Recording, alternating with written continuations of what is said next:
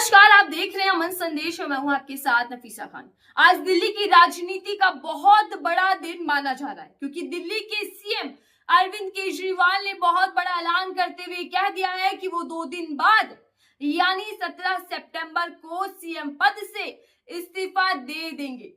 मुख्यमंत्री पद छोड़ने वाले हैं अरविंद केजरीवाल, जो 2 दिन पहले ही सुप्रीम कोर्ट से राहत पाने के बाद जमानत पर बाहर आए हैं। शराब घोटाले में जिस तरीके से आम आदमी पार्टी की एक के बाद एक मुश्किलें बढ़ती दिखाई दी थी, एक के बाद एक नेता जेल के अंदर थे, तो अब एक के बाद एक नेता जब जेल पर बाहर आ गए हैं, सीएम केजरीवाल खुद जमानत पर बाहर आए हैं, तो उन्होंने एक नई पारी की शुरुआत कर दी। यानी कि सीधे तौर पर एक नया राजनीतिक जो दाव है, जो ऐलान है, वो सीएम केजरीवाल ने यहाँ पर कर दिया।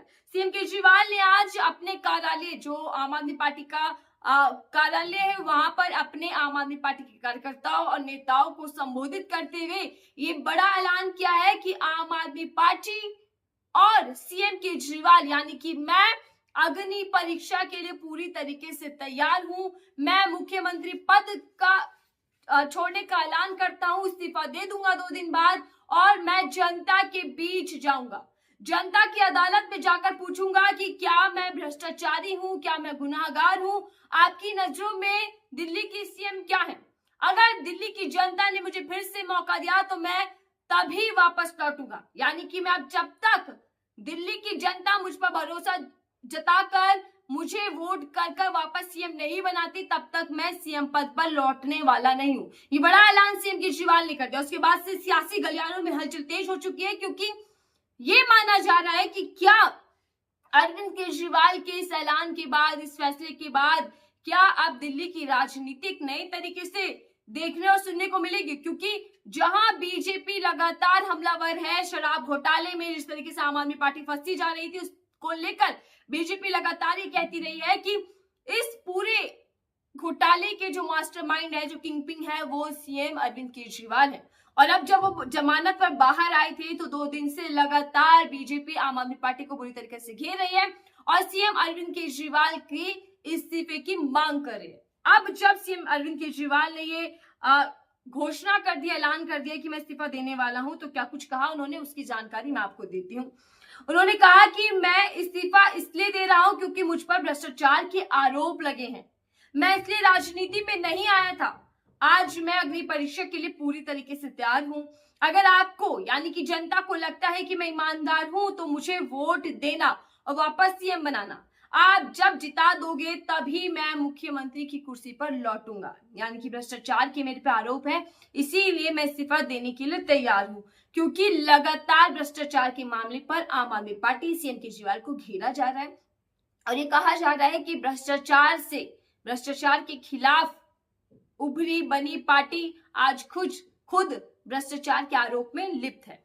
इसी के साथ उन्होंने आगे ये भी बताया कि अभी तक 6 महीने पहले जब वो जेल के अंदर गए थे शराब घोटाले मामले में, तब से लेकर अभी तक उन्होंने सीएम पद से इस्तीफा क्यों नहीं दिया था, क्या थी वजह, उन्होंने ये भी बताया।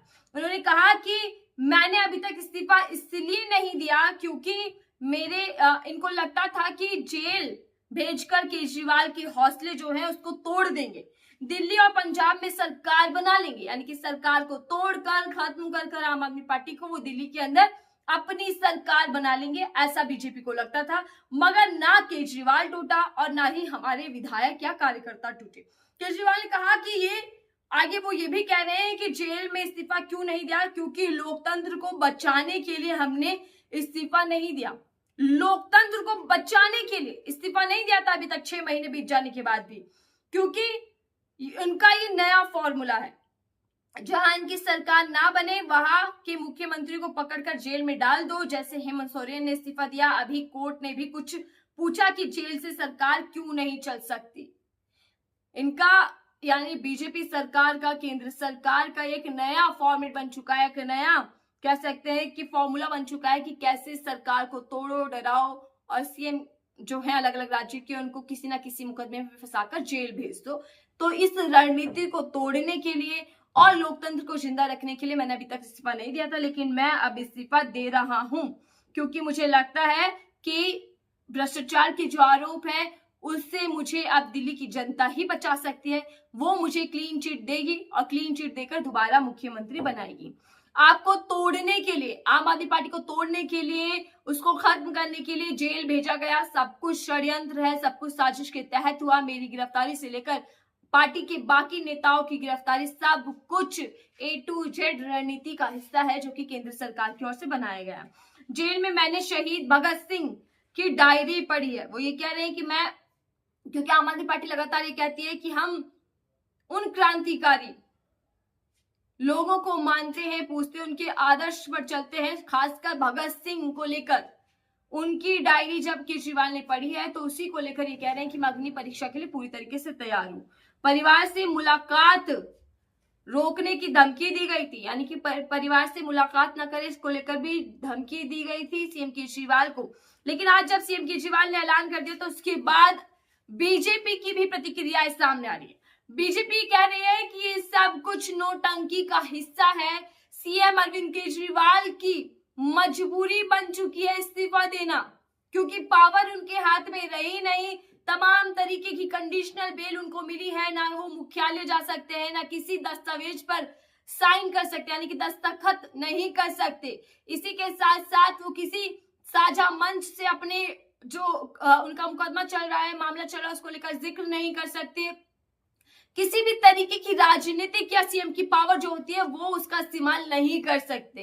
इसीलिए सीएम अरविंद केजरीवाल, जिनको सिर्फ कुर्सी प्यारी है, वो कुर्सी से चिपके बैठे और इसलिए उनको इस्तीफा दे देना चाहिए। 2 दिन से लगातार बीजेपी मांग कर रही थी कि नैतिकता के आधार पर केजरीवाल को इस्तीफा देना चाहिए, और आज ये कह रही है कि किस तरीके से भ्रष्टाचार का जो छवि है, जो चेहरा है, वो पूरी तरीके से आम आदमी पार्टी का उजागर हो चुका है और इनकी मजबूरी बन चुकी है इस्तीफा देना।